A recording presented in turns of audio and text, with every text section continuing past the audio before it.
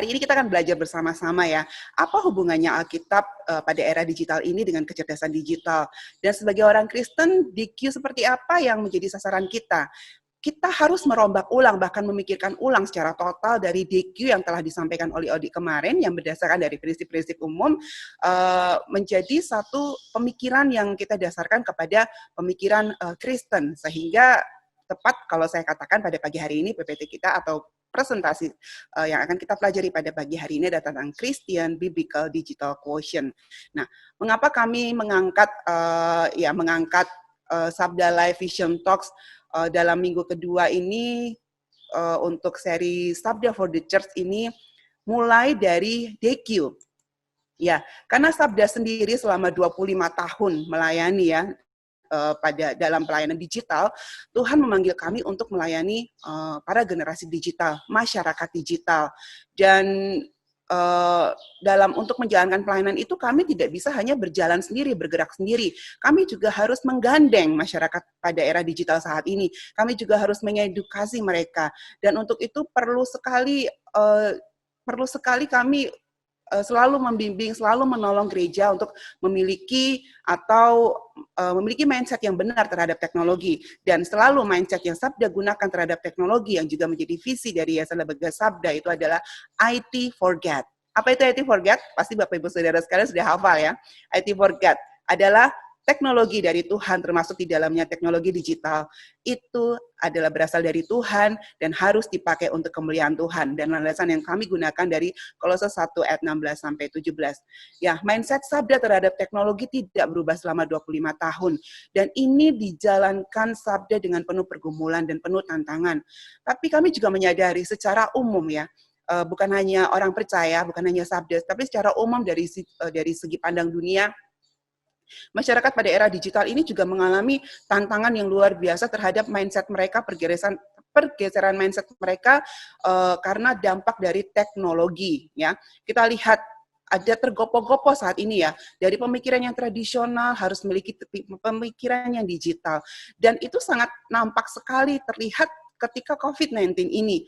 Banyak sekali perusahaan, banyak sekali organisasi, bukan hanya gereja loh ya, yang harus jungkir balik, harus putar arah untuk mereka cepat, respon cepat ya, melakukan tanggap cepat dari berpikir secara tradisional menjadi berpikir secara digital. Karena kalau tidak, mereka akan mati. Mereka usaha atau organisasi mereka, dan sudah banyak terbukti ya, kalau dijalankan dengan tradisional dalam beberapa bulan ini itu akan mati gitu. Jadi kita juga sudah melihat penjelasan tentang digital mindset ini dari Santi pada presentasi digital IT pelayanan ministry yang lalu. Nah, dampak ini juga secara jelas terlihat dalam kecerdasan dasar manusia.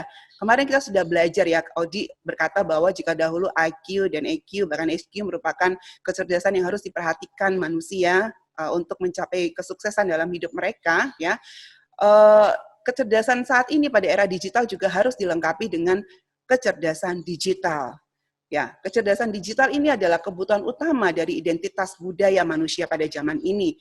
Baik mereka generasi X, Y, Z, maupun C, maupun Alpha ya, semua harus berusaha mencapai kecerdasan digital yang baik agar dapat menjadi warga negara digital yang sehat.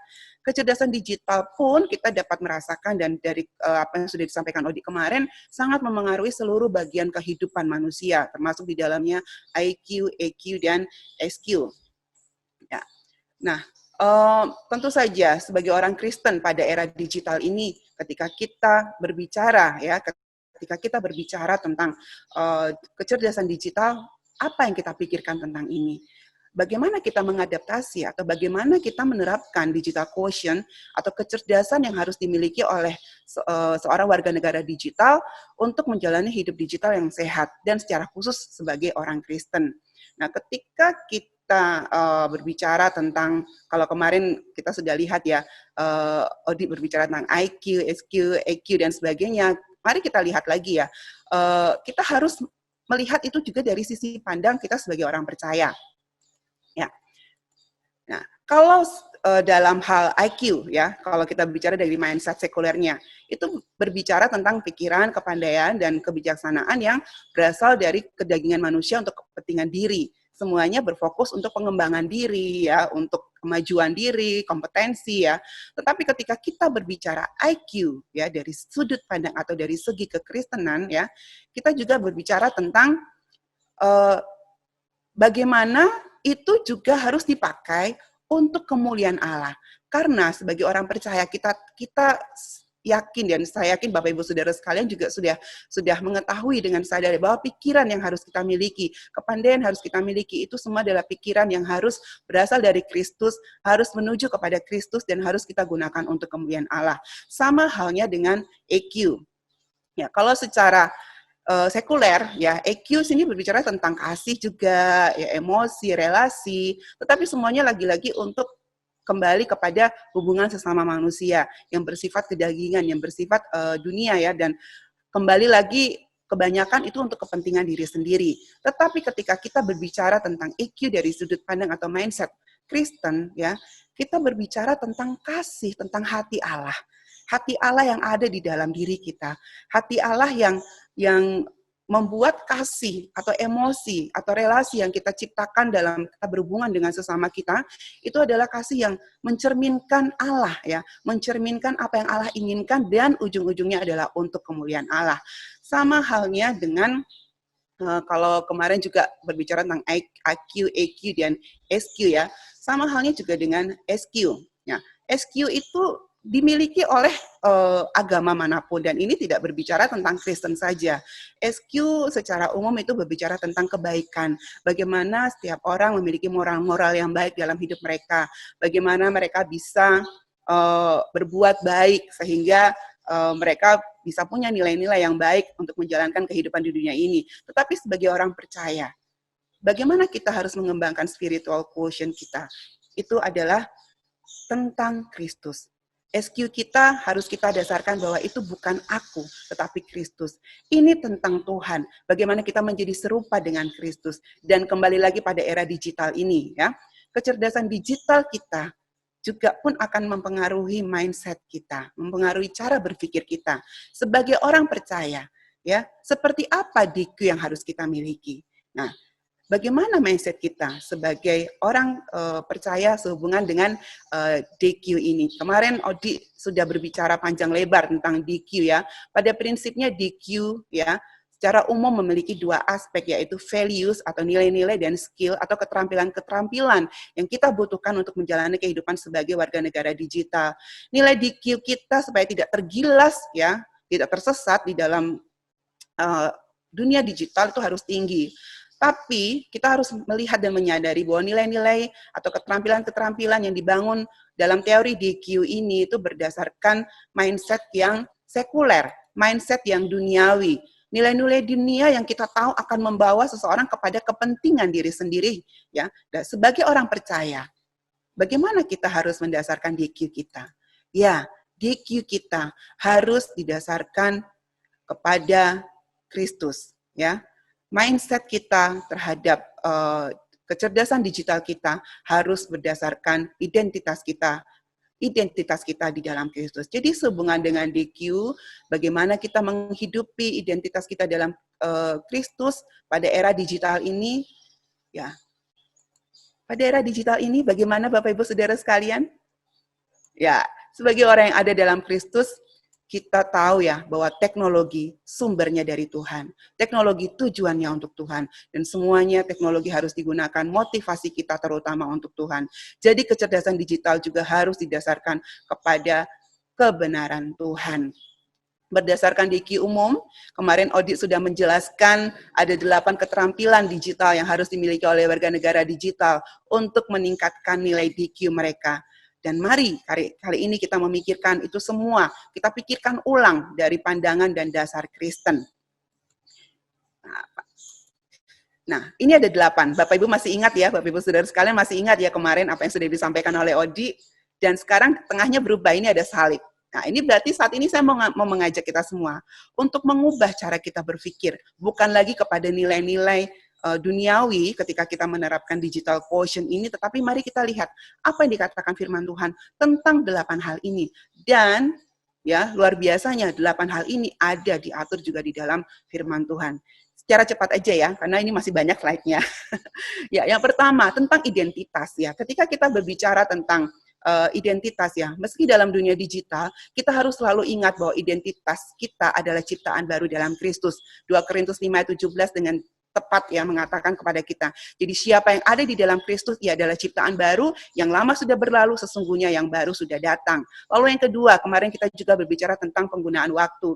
Dari segi screen time management, kita perlu memiliki hikmat ya untuk menggunakan setiap waktu, karena waktu yang ada itu adalah waktu dari Tuhan dan harus kita pertanggungjawabkan kepada Tuhan. Jadi kita harus bisa memanage waktu kita berdasarkan Efesus 5:16. Kita harus pergunakanlah waktu yang ada karena hari ini adalah hari-hari yang jahat. Lalu yang ketiga, berdasarkan etika.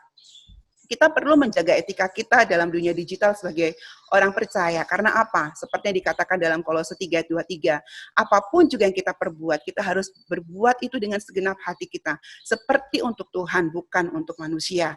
Dan ketika kita mengingat apapun yang kita lakukan, kita melakukannya untuk Tuhan. Ini akan menjadi pagar yang sangat penting bagi kita untuk berhati-hati dan bertindak dalam dunia digital. Lalu yang keempat, ini kemarin topik yang seru banget ya, karena ada juga teman saya Calvin yang juga menolong kita untuk bicara tentang keamanan dalam dunia digital.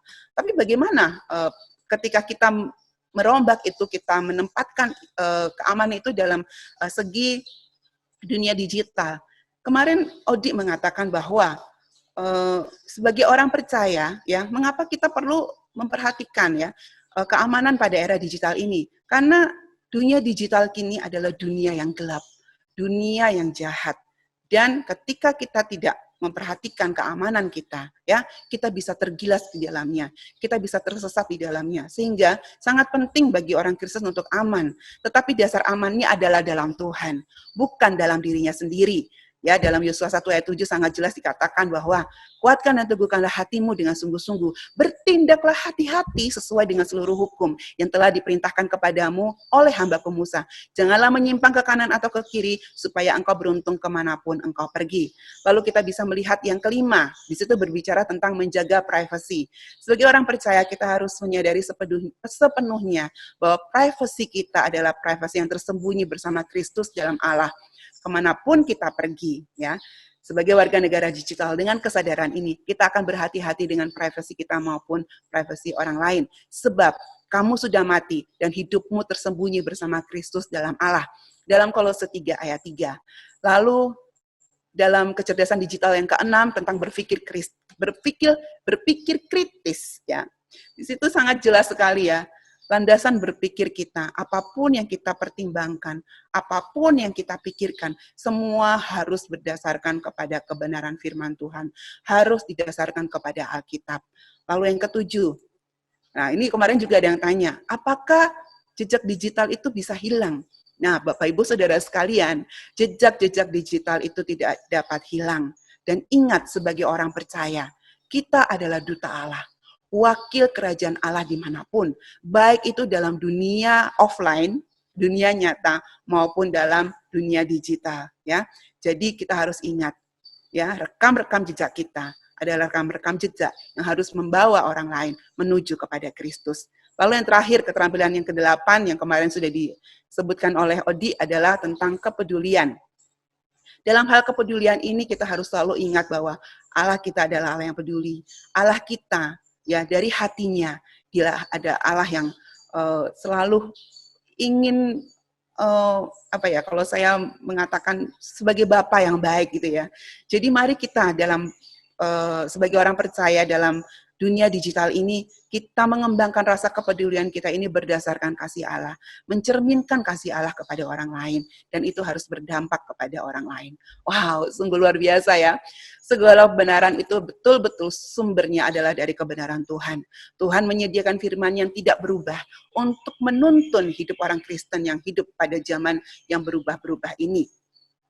Pada era digital ini, berdasarkan firman-Nya, kita harus memiliki Christian Digital Quotient atau kecerdasan digital Kristiani yang akan menolong kita menjadi warga negara surga di dunia internet, di dunia digital yang cerdas ini, yang mencerminkan karakter Kristus untuk memuliakan Tuhan. Nah, sampai di sini apakah presentasi saya selesai? Nah, ini adalah bagian pertama ya. tentang Christian Digital Quotient. Sekarang kita akan masuk dalam bagian kedua, ya. Bagaimana kita bisa mencapai, bagaimana kita bisa mendapatkan Christian Digital Quotient yang tinggi atau yang baik dalam kehidupan kita. Inilah jawabannya, ya. Bagian kedua dari presentasi saya pada pagi hari ini tentang Digital Biblical Quotient, ya, atau DBQ. Berbicara tentang DBQ, ya seperti tadi saya katakan, ini adalah jawaban dari pertanyaan bagaimana kita bisa mencapai CDQ yang tinggi atau CDQ yang terus bertumbuh. Jika kita melihat diagram berikut ini, kita dapat memastikan bahwa seseorang dapat memiliki DQ itu dimulai ya dari tingkat yang paling rendah di sini sampai tingkat yang paling tinggi. Ini nilainya bisa 100, bisa 1000 dan sebagainya. Kalau nilai sempurna kalau di sekolah kan 100 ya, anggap aja sini 100 ya. Dan ini bisa terus meningkat tinggi ya. Nah, lalu ini kalau di sini C, inilah Christian, ini digital quotient-nya ya. Untuk kita bisa mencapai ke arah terus menjadi serupa seperti Kristus memiliki kehidupan Kristen yang tinggi. Bagaimana caranya? Sehingga diharapkan ya, ini akan menjadi jawaban dari tingkat CDQ kita. Nah, kalau misalnya kita membiarkan tingkat DQ kita terus meningkat tanpa kita memikirkan juga meningkatkan ya tingkat kehidupan Kristen kita bertumbuh terus kepada Kristus, maka kita bisa menjadi orang Kristen yang sangat cerdas, tetapi akan terus menuju kepada kepentingan dunia, yang itu sangat bertentangan dengan cara pikir kita sebagai orang percaya. Lalu bagaimana kita dapat mencapai arah kehidupan ya, yang semakin hari menjadi serupa dengan Kristus, yang adalah tujuan hidup kita. Sehingga itu akan menghasilkan tingkat CDQ yang meningkat dan terus tinggi. Jawabannya adalah ini Bapak Ibu Saudara sekalian, firman Tuhan. Ketika kita hidup di dalam firman Tuhan, ketika kita ada di atas atau hidup kita didasarkan pada kebenaran firman Tuhan, maka setiap hari kita akan memiliki kehidupan yang bertumbuh menjadi serupa seperti Kristus. Dan ketika kita sebagai orang percaya memiliki hidup yang bertanggung jawab bahwa pada era digital ini kita harus memiliki tingkat DQ yang tinggi dan juga harus bertumbuh kepada ke arah Kristus, ya. Dan itu kita dasarkan pada kebenaran firman Tuhan. Maka kita akan menjadi orang percaya pada era digital, memiliki tingkat kecerdasan digital yang tinggi yang didasarkan kepada kecerdasan digital kita terhadap firman Tuhan pada era digital ini. Ya, target kita adalah menjadi orang Kristen yang cerdas pada era digital, dan itu juga akan membawa kita semakin serupa dengan Kristus. Itulah CDQ, ya. Nah, bagaimana? Bagaimana? Tadi kan kita sudah tahu jawabannya, Alkitab. Sehingga kita juga harus perlu tidak hanya memberikan IQ, EQ, SQ, ya, DQ. Kita juga harus pikirkan BQ kita, kecerdasan Alkitabiah kita, ya. Biblical quotient kita. Bagaimana caranya? Ya, kita lihat ya bahwa biblical quotient itu terdiri dari 3 hal. Kemarin juga digital quotient terdiri dari 3 hal ya. Jadi ada yang pertama adalah tentang biblical intelligence, lalu biblical literasi dan juga biblical responsibility. Dan semua ini akan mengarahkan kita ya, ketika kita kombinasi ketiga ini bertumbuh dengan baik ya, kita akan memiliki biblical maturity atau kedewasaan Alkitab ya, kedewasaan Alkitab, dan itu akan membawa kita semakin serupa dengan Kristus. Kalau biblical intelligence itu contohnya aja ya, kalau Bapak Ibu Saudara sekalian ikut cerdas cermat Alkitab, itu nilainya bisa aja 100 ya. Itu biblical intelligence-nya tinggi tuh. Ya, misalnya tanyain, kalau Nuh itu dimakan sama ikan apa sih? Jawabannya apa? Kalau jawabannya ikan paus, tetot, salah ya. Karena di Alkitab nggak ada ditulis bahwa Yunus itu dimakan oleh ikan paus, tapi ikan yang apa? Ikan yang besar gitu ya. Tetapi kalau berbicara tentang biblical literacy adalah bagaimana penguasaan kita terhadap berbagai aspek ya yang ada di dalam Alkitab, bagaimana cara kita bisa mengamatinya, mempelajari dan sebagainya. Sehingga gabungan dari biblical intelligence, biblical literacy ini akan menolong kita untuk dapat hidup sebagai orang percaya secara bertanggung jawab berdasarkan kebenaran firman Tuhan. Itulah biblical quotient yang harus dituju, yang harus dicapai oleh setiap orang percaya, dan harus juga kita terapkan pada era digital ini. Dan itulah yang menjadi DBQ kita, ya, biblically relevant life in a digital world. Ya, kita memiliki digital Bible quotient, ya, dan memiliki kedewasaan Alkitab pada era digital ini. Ya.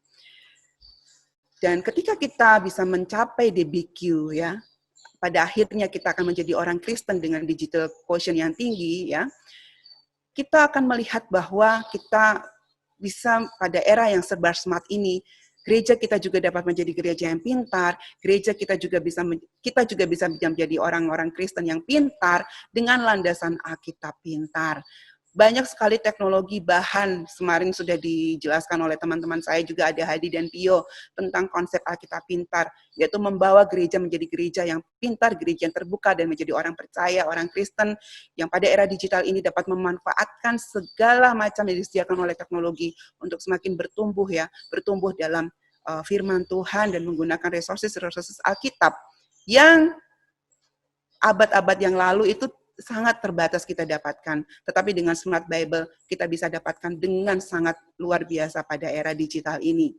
Tetapi ya, ketika melihat ini ya, ketika kita berbicara tentang DBQ ini ya, apakah tidak ada tantangannya?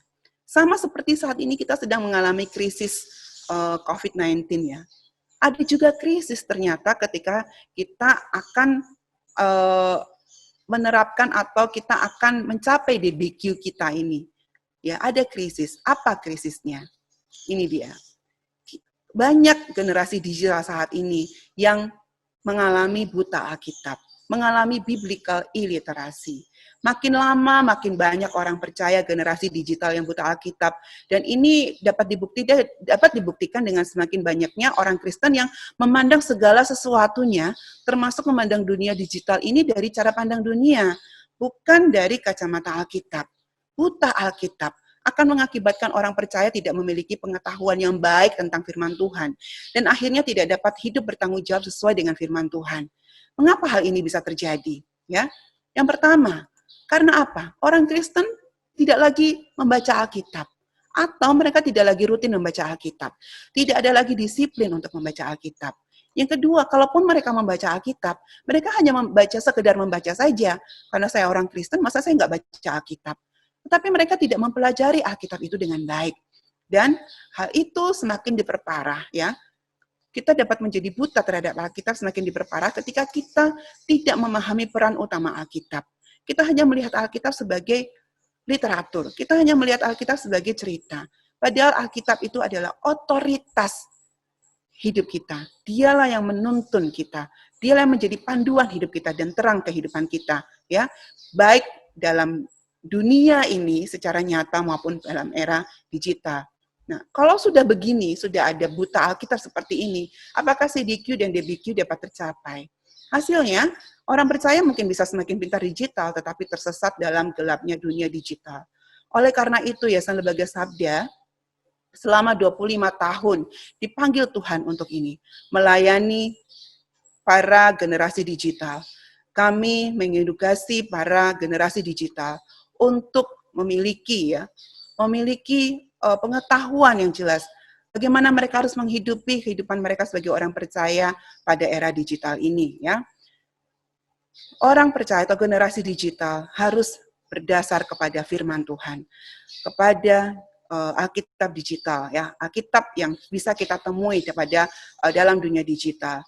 Kalau dahulu ya, Sabda sibuk di belakang layar untuk memproses bahan, membuat infrastruktur, alat, dan sebagainya dalam berbagai platform digital. Dalam perkembangannya, Tuhan juga menuntun Sabda untuk bergerak dalam gerakan Ayo PA. Ini adalah jawaban dari pergumulan kami. Bagaimana orang percaya, orang Kristen pada era digital ini bisa memiliki digital Bible quotient yang tinggi, sehingga bisa menghasilkan Christian digital quotient yang tinggi pula. Tuhan memberikan kepada kami satu gerakan dalam hati kami untuk membuat gerakan ini, Ayo PA. Ini adalah gerakan untuk mendidik masyarakat digital memiliki fondasi Alkitab pada era digital dengan digital tools, digital method, dan digital resources. Kami nggak boleh lagi bersembunyi di balik layar, ya sibuk bekerja, ya alasannya supaya banyak bahan. Tapi saat ini kami harus bergerak keluar. Filosofi dari setiap simbol dari Ayo PA ini juga tidak sembarangan ini ya. Kalau kita lihat hashtag ya, hashtag di sini kalau kita bisa temui ini kan suka ada di Twitter, suka ada di Instagram ya. Inilah tanda pagar. Tanda pagar. Pagar ini adalah mewakili dunia digital. Sedangkan kata ayo Kata ayo ini adalah ajakan yang penuh semangat, ajakan yang penuh antusias. Sedangkan kata PA tahu ya, pendalaman Alkitab. Kami mengajak dengan penuh antusias pada era digital ini untuk kita hidup bertumbuh di dalam Alkitab melalui pendalaman Alkitab, pemahaman Alkitab, dan penggalian Alkitab setiap hari. Sedangkan tanda seru, kalau orang Jawa bilang itu tanda pentung, ini ya, itu artinya itu adalah sesuatu yang harus kita lakukan sekarang. Sudah tidak dapat lagi ditunda. Sekarang juga. Jadi, mari Bapak Ibu Saudara sekalian, kita bergerak. Kita sudah kehilangan begitu banyak generasi digital Kristen dalam dunia digital. Mau kehilangan berapa banyak lagi? Mari kita bergerak bersama. Ayo gereja, ayo peserta Sabda Live. Kita melakukan gerakan Ayo PA ya bersama-sama. Sabda sudah membuat banyak sekali konten ya untuk belajar Alkitab. Bahannya banyak, metodenya ada ya. Semua itu kami buat ya. Ini untuk belajar Alkitab lewat situs, melalui aplikasi. Tadi juga teman-teman saya sudah lewat Alkitab audio, lalu juga ada lewat bot gitu ya. Semuanya kami lakukan berbagai jalur. Kami tembus supaya apa? Supaya tidak ada alasan lagi bagi orang percaya untuk tidak belajar firman Tuhan, untuk melek terhadap Alkitab. Ya, ini juga supaya kita bisa belajar Alkitab tidak hanya secara lebih mendalam dan bertanggung jawab, kita juga bisa belajar Alkitab dengan cara yang sangat menyenangkan, dengan berbagai macam media. Sehingga semua ekosistem ini kami buat dalam satu ya ekosistem, yaitu Alkitab yang terbuka, Alkitab digital untuk generasi digital. Dan ini adalah dasar dari Alkitab pintar ya. Alkitab pintar pada era digital sudah siap untuk kita. Dan ini memungkinkan setiap orang percaya memiliki Christian digital quotient yang tinggi dan digital biblical quotient yang tinggi untuk menolong kita terus mengalami pertumbuhan rohani pada era digital ini. Alkitab pintar tujuannya bukan supaya kita pintar saja, ya, tetapi supaya kita menjadi semakin serupa dengan Kristus, agar kita tidak tersesat dalam dunia digital ini. Nah, selengkapnya tentang menjadi serupa dengan Kristus pada era digital ini, bagaimana kita menghidupi firman Tuhan sehingga itu bisa membawa kita bertumbuh semakin serupa dengan Kristus, ya. Itu akan dibahas lebih lengkap, karena ini berbicara tentang pemuritan, dan besok akan dibahas lebih lengkap dalam topik pemuritan abad ke-21 yang akan disampaikan oleh Ibu Yulia. Ya, demikian yang dapat saya sampaikan, maaf jika agak terlalu panjang ya Bapak Ibu Saudara sekalian, tapi kiranya kita semua dapat menangkap ya esensinya, ya, bagaimana kita dapat belajar dan bergerak bersama, bagaimana kita dapat tidak hanya memiliki digital quotient yang tinggi, ya, secara umum, tetapi harus kita tanamkan dalam pikiran kita. Digital quotient yang kita miliki adalah digital yang berdasarkan kepada Kristus. Bergerak, bertumbuh bersama dengan Kristus. Salam Ayo PA.